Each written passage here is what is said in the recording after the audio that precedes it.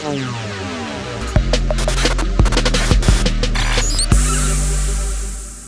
there, Amplifiers. Kenny Harper here, and I'm joined by an expert when it comes to being prepared to exit a business.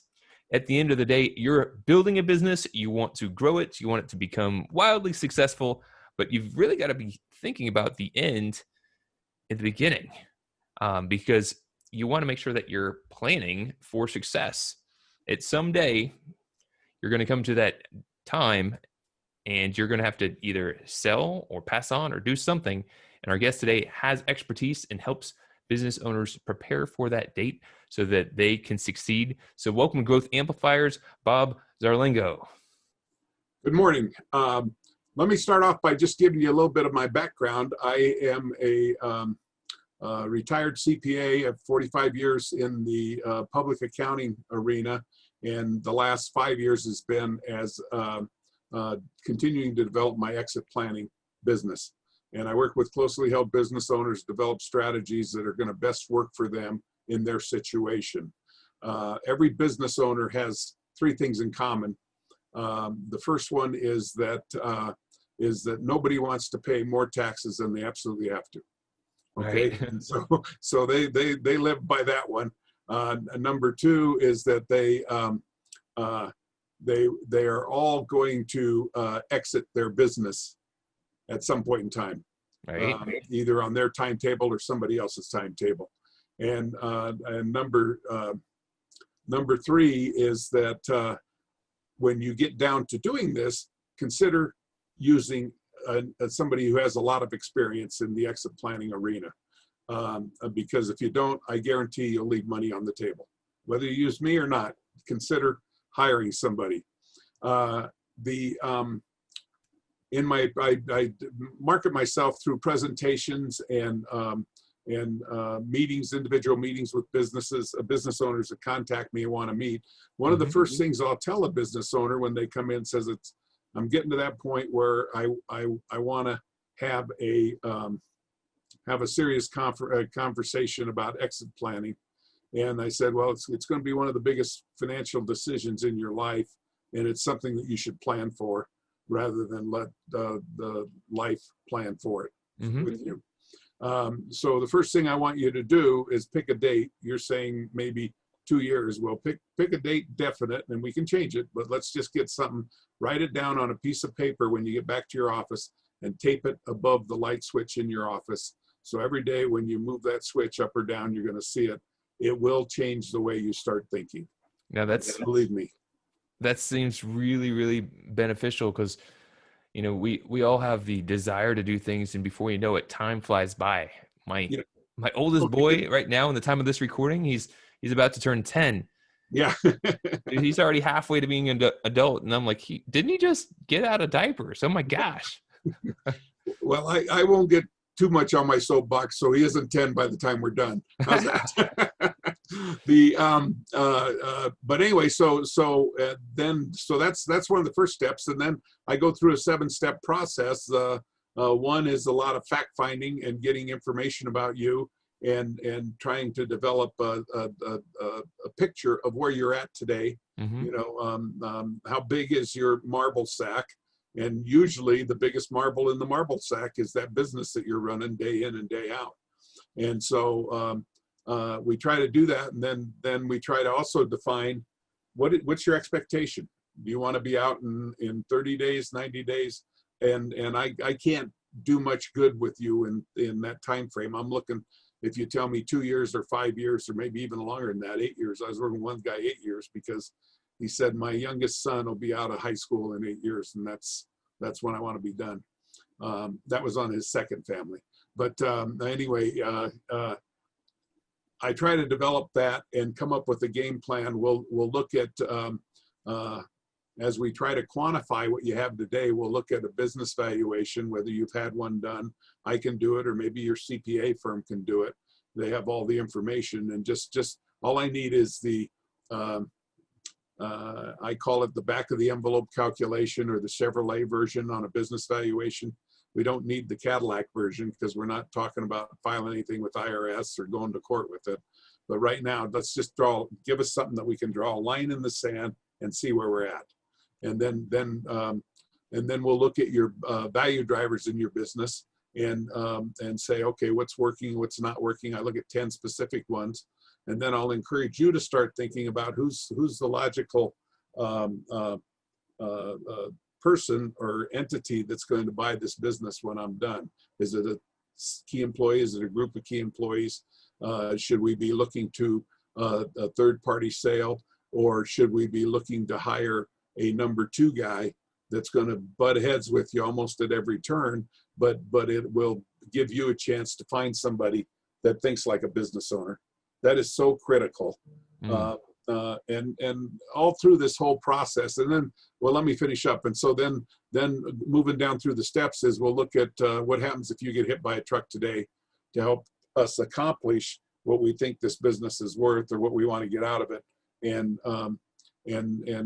how's that going to happen? And what do you have in place to make that happen?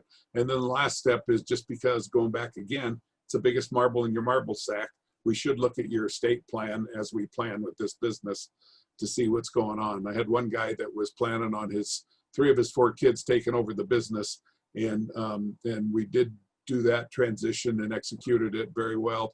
He's got a 4th child who's a daughter, and I said, what does she do?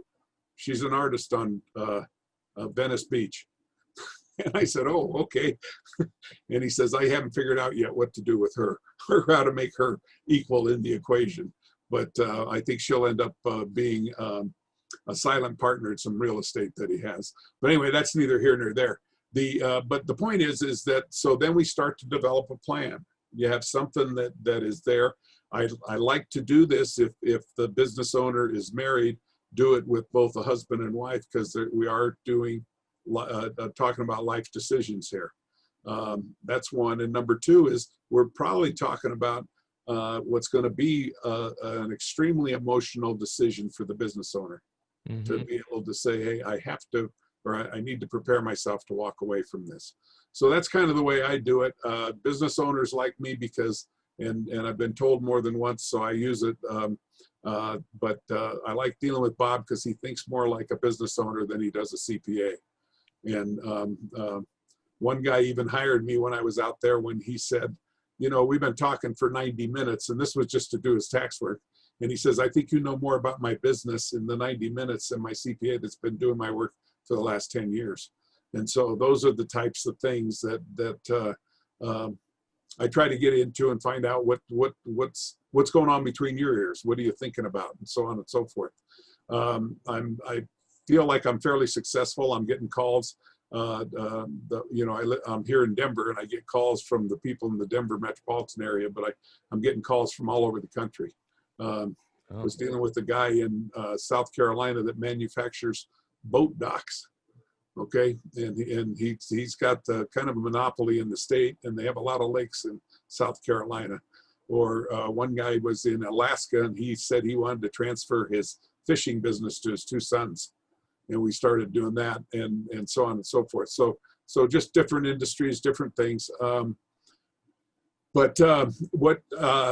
What you're wondering about me that I haven't answered in my little soapbox here is you can find on my website. There's a lot of information there. There's a lot of testimonials from clients and stuff. I would encourage you to look at that. And even so much that I had one guy call me, and I said, how'd you get my name? And he said, this professional employee organization referred you. And I said, okay. And they gave me the name. I thought, God, I haven't talked to her in about 5 years. And he said, she told me that you give a lot of information on your website, and that's a good thing. And so I thought, okay, I'll take it. What the heck? But it's, yeah, I enjoy what I do. I enjoy helping people. And as you can tell. Well, Bob, I appreciate you taking your time to kind of like lay out that foundation, because everyone who's in business eventually will come to that decision. You know, what are they going to do with it? At some point in time, they've got to make a decision if it's not made for them.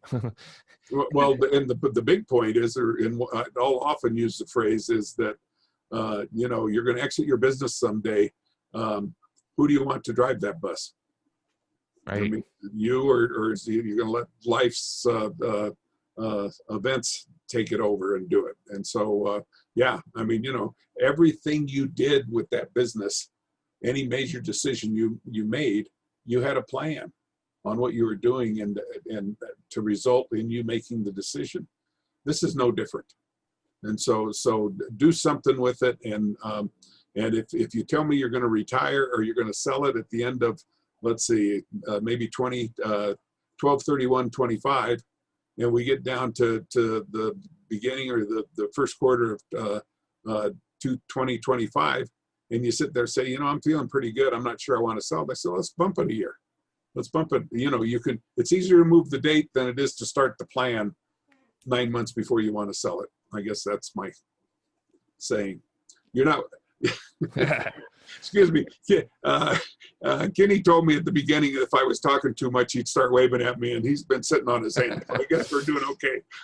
All right. Well, I do appreciate your time. You have given a lot of great value, and want people to really think about what's the one step that they could take. Is it setting the date?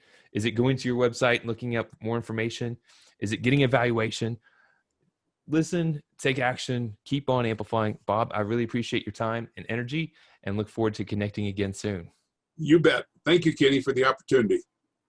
Take care. To show your support, take a moment to amplify this message by sharing it online. To connect with me or gain more business growth insights, visit www.growthamplifiers.com.